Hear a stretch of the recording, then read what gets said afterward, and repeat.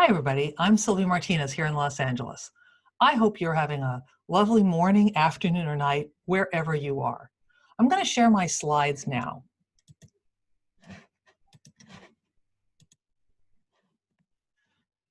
And today, I want to use my time to talk about making and the maker movement in education as a framework for what education can be, even with the challenges that face us today.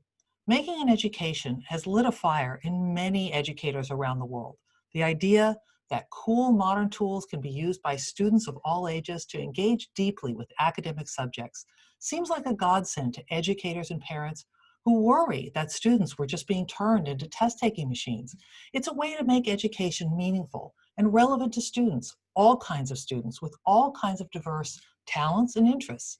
In the past few years, it's been a way to shake up the status quo and remake schools that showcase what we truly believe about how people learn. This kind of revolution is not always welcome, but here we are today with an unprecedented opportunity to rethink what school can be. And by the way, everything I talk about today is in my virtual handout on my website, sylviamartinez.com. Now, we all know COVID-19 is turning all our worlds upside down, and it's not going to settle down anytime soon. Everyone is looking for the new normal, but it's almost crazy to talk about the new normal if it's one thing. Even more important, what is normal? What parts of normal about school should we keep? Maybe some things should be left behind. Asking that question requires us to make choices, sometimes hard choices, about what our new normal should look like. And today I want to make the case that making is a useful framework to answer that question, both for the near possible and the future. Now, some of you may know me because a few years ago, I wrote a book with Gary Stager called Invent to Learn, Making, Tinkering, and Engineering in the Classroom. It's been called the Bible of the Classroom Maker Movement. And last year we published a second edition with a lot of new content and ideas. And as a former aerospace engineer, I was concerned that students were having poor experiences with STEM subjects, too much memorization, too much cramming for irrelevant tests. And I saw the maker movement as a way to introduce modern, exciting science to schools and to embrace tinkering as a process, because that's the way the real world happens. That's how science and engineering happens in the real world. And oh, we even have a new Spanish translation. In the years since writing this book, I've been in thousands of schools that have embraced the idea that education is more than just learning facts and passing tests. It connects the head, the heart, and the hands. These schools who've embraced the maker movement have introduced students to their own future, connected them to the world, and engaged young people as enthusiastic problem solvers, makers, and doers. Now, perhaps you were already convinced. Perhaps you were in fact leading students in these kinds of hands-on, minds-on activities. Perhaps you've revolutionized your school. But what about now? How do we maintain these ideas in today's remote, lockdown, socially distanced, and hybrid learning environments? We can take an in-depth look at what we liked about making before. What kinds of projects really worked? And we can see if these goals are still possible. Was it STEAM? Integrating subjects that have been traditionally siloed? Was it the opportunities for personalized learning? Connecting to the real world to academics? Breaking down the walls of the classroom? Being part of a global community of people of all ages working to make the world a better place? Or was it all of these things? Because I think if we critically examine this, we can still do much of this with our students. Now, some of you may have had to put away the 3D printers or use the makerspace for socially distant classroom space. Some of you still have access to these tools. Some of you have students who have resources at home. Some of you don't. You might have to adjust due to your own logistics, safety considerations, material and tool accessibility, or other factors. But if you loved how your students responded when they were able to design things and print them out on the 3D printer or build robots that solve real problems, the challenge is to figure out what are the critical elements of those projects that can still be done. If you skew your view and embrace the constraints you are dealing with now, you may find new projects and activities that still challenge and delight students. Maybe your students already learned to use Tinkercad and you were thinking it was time to move on to a more complex design environment. Well, maybe this isn't the year. Let them stick with what they know and have access to, because there are lots of things you can still design without a 3D printer. In fact, a lot of lessons about 3D printing and a lot of struggles were not about design, but about the logistics of making something that could be printed. If you've lost access to your printer, think about how this might not be a bad thing. It's freedom. By embracing the constraint, you don't have to worry about designing unprintable 3D designs. It's a feature, not a bug. Free yourself from the constraints of real-world design. Be the MC Escher of the 3D world. Try new software like Blender, free by the way, that's used in 3D animation and game design. Certainly things that some of your students are interested in. Use other tools, maybe tools kids already know, like Minecraft. You can design all kinds of things in Minecraft, realistic things, impossible fantasy builds, and everything in between. If you Google illegal architecture in Minecraft, you will be introduced to a whole world of people and projects that require stunning amounts of design, planning, math, collaboration, physics, and more. If you love physical computing, that's connecting the digital world and the physical world, you can still do that. And there's so much to love about physical computing: the opportunities for exploration, invention, student ownership, the diversity of potential projects, the possibility of solutions that solve real problems. And all those things are still possible. Now, if your robotics kits are packed up, well, microcomputers like the microbit are inexpensive, around $15, 15 euros. Would it be possible to send a microbit Go kit home? Pack them up with some LEDs, wires, motors, and students can explore making interactive projects. And guess what? The coding part is all online, free to use. Or maybe you can make electronic circuits out of office supplies. And as I'm sure you've noticed, programming is perfect for pandemics. There are programming languages for every grade and every subject. Python for math, processing for graphical computation, this list here of logo-based programming languages. We would have a whole other session to go through just this. But programming offers anyone with a computer, sometimes just a phone or a tablet, gives them the ability to craft complex programs and control their own digital inventions. And many of these languages have communities of practice that support and encourage newcomers, and teachers too. If you haven't looked at the free programming language Scratch lately, be sure to take another look. It has some new features that are perfect for students at home. You can use your computer camera to combine digital images with reality by using video sensing. You see how the computer images are reacting by bumping into real-world objects? And by the way, note the hashtags. These projects are being shared all the time and are perfect imagination kickstarters for students. And yes, there is no doubt, it's sad if you have to put some tools away for a while. I know this audience has invested a lot of time, energy, and money into providing makerspaces for students. However, we do know this time will be over. We will be back in schools eventually. Our stuff will still be there, waiting patiently for us. But for right now, we can keep the spirit of the makerspace alive by focusing on what really matters. And as my co-author Gary Stager says, the best makerspace is between your ears. I truly believe that making is a useful framework for this time. Making encompasses so much of what learning right now really needs: imagination, empowerment, hope. It's what we want for the future, but it also works with the uncertainties of the present.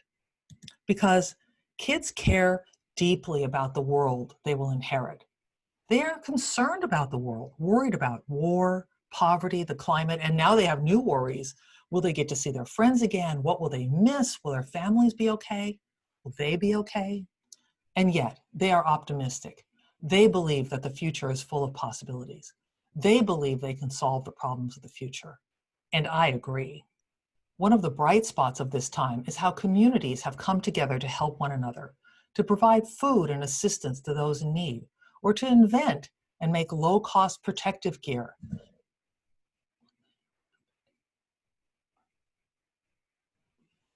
One of the bright spots of this time is how communities have come together to help one another, to provide food and assistance to those in need, or to invent and make low-cost protective gear. In many cases, schools have led these efforts and children have taken up the cause. I know that there are those of you listening who are deeply involved in these kinds of efforts.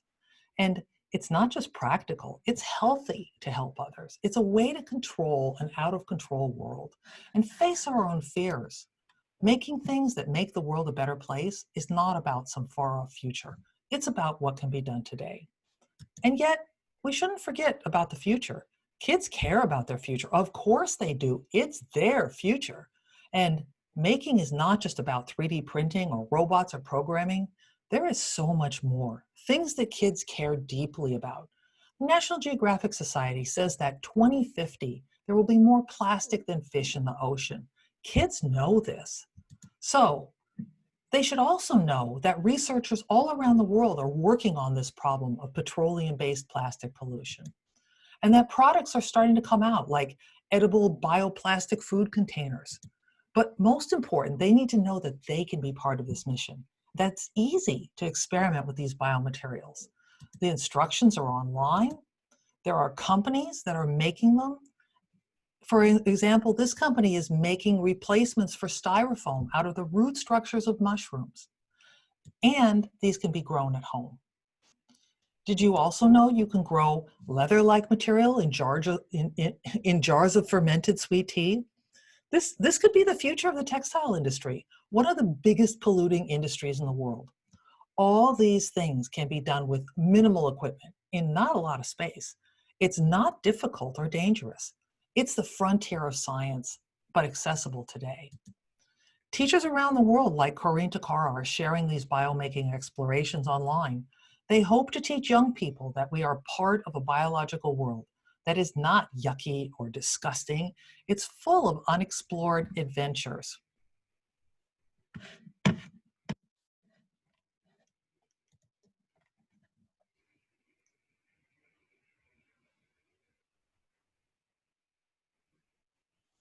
Teachers around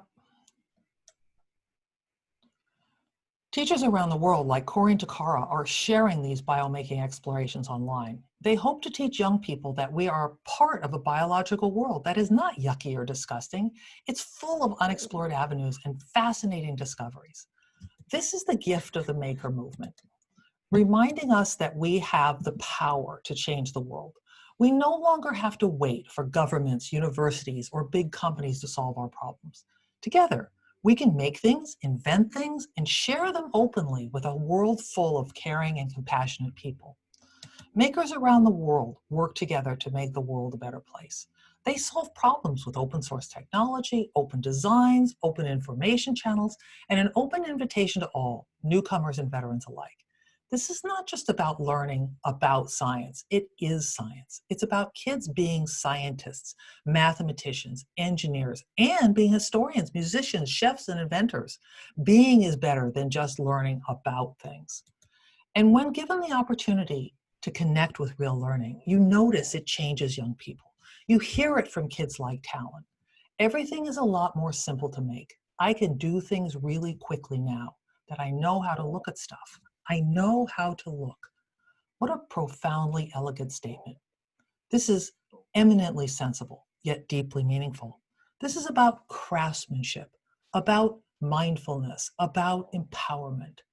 I truly believe you can't do empowerment to people. It's an outcome of doing work that's powerful and personally meaningful. It's about being in a community of people who care about you and that you care about. And I believe this is what STEAM really means. Yes, the science and technology and engineering and math should be enhanced by the arts, but I think this has been misunderstood somewhat. The A is not about decorating a math worksheet or singing a song about mitosis. It's about doing and making. It's about kids having agency over their own work and caring enough to add their own sense of style and aesthetics. It's about design, the process of engineering, where ideas in your head become real in the world. To me, A is the verb of the sentence, the do, the make. It allows us to consider, as Seymour Papert, the father of educational technology, said, that the role of the teacher is to create the conditions for invention rather than provide ready-made knowledge. The good news is that teachers don't have to invent all of this on their own. There are thousands of resources and websites that can help, like this global clearinghouse of citizen science projects. Many of these projects welcome young people to join in, make things, or collect data on a wide variety of topics. Barcelona is especially rich as it is one of the world's leaders in Fab Labs, where people collaborate to solve local and global problems. Many of these offer opportunities to people of all ages to participate in ongoing projects. Many online projects have a hidden benefit. They can connect over space and time, perhaps to connect with grandparents you haven't been able to see, and bond over a shared interest in butterflies or weather reporting or bird watching. There are also remarkable opportunities offered by scientists, authors, experts, and organizations online. You can join expeditions to discover how bats communicate. You can Skype with a real space scientist. There are experts in music, in art, in cooking, and more, all contributing their time and talent to our global community. These are things that students can learn to do at home. And there are so many things students can do. We can find things that students want to do offline and share online. Video is an untapped creative process. Now, some of the kids have the time. And every video can be unique. You can explore genres just like in writing. You can make how-to videos, fiction, making music together, cooking shows, stop motion. Many young people never connect their passions with the constructs of school. This is the time to explode those artificial boundaries. We can enjoy the brilliant stuff being shared by creative people around the world. And museums and libraries and other organizations are online as well. If field trips to the museum aren't possible, you can take field trips to many of the finest museums in the world.